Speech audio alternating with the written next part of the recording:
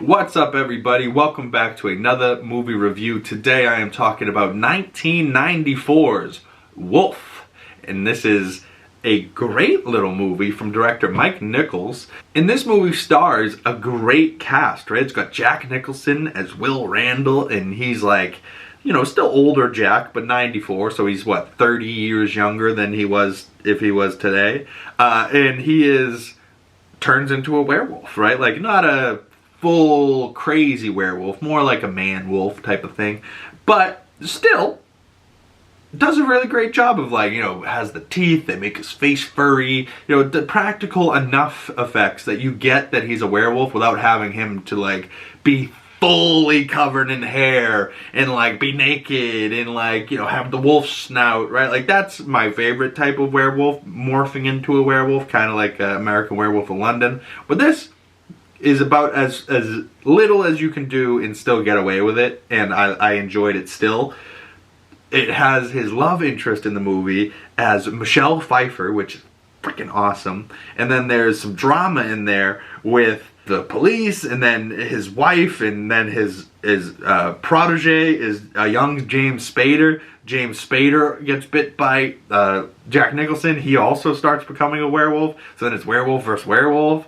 And then it's for Michelle Pfeiffer. Michelle Pfeiffer and Jack had sex earlier in the movie. So now she kind of becomes a werewolf. It's like, what? Like, that's how the movie ends, with Michelle Pfeiffer kind of standing there.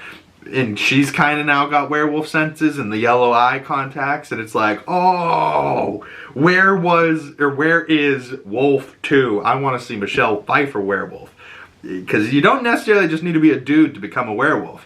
In case in point, if you haven't seen American Werewolf in Paris, there can be lady werewolves out there, and they can still be sexy. Until they become CGI werewolves, and they show you werewolf CGI titties.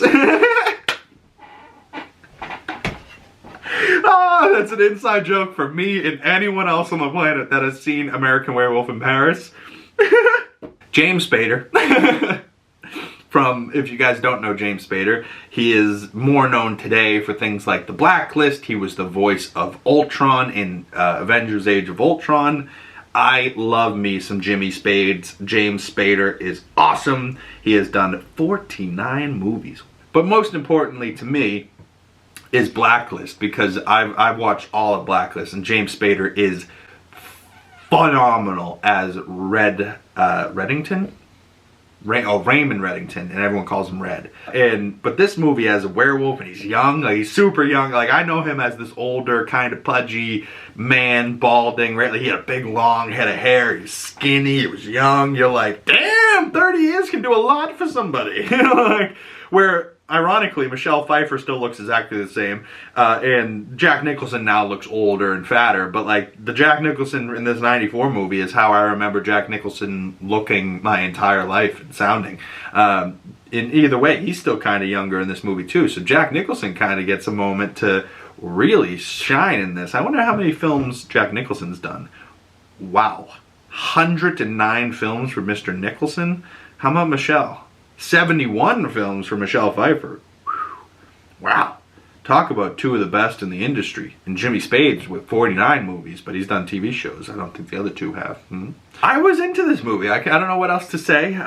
Go check it out for yourself. I believe it was on Prime right now. It was a good watch. It was like a little over 2 hours, 125 minutes. But it was really good. And I'm a sucker for a love story. Anyone on the channel that's seen my videos knows that. And just the Jack Nicholson, Michelle Pfeiffer little thing they had going on there, I was totally in. So overall, I gave this movie 3.5 out of 5 stars, about a 7 out of 10. You know, it was very, very solid. I'd give it probably a higher 7, maybe even a 7.5. But I wouldn't give it 4 stars. You know, I wouldn't give it an 8. But, you know, solid movie. I really enjoyed this, and definitely a good watch for Halloween spooky season. So comment below if you have any other Halloween spooky season movie recommendations for me. I'd love to hear those down in the comment section below. If you'd like to follow my other social medias, all those links down in the description below. If you've made it this far, please consider liking, commenting, subscribing if you're new, hitting that bell so you don't miss future movie reviews. My name's Big Cam. Thank you guys so much, and I will see you beautiful people in the next video. Peace.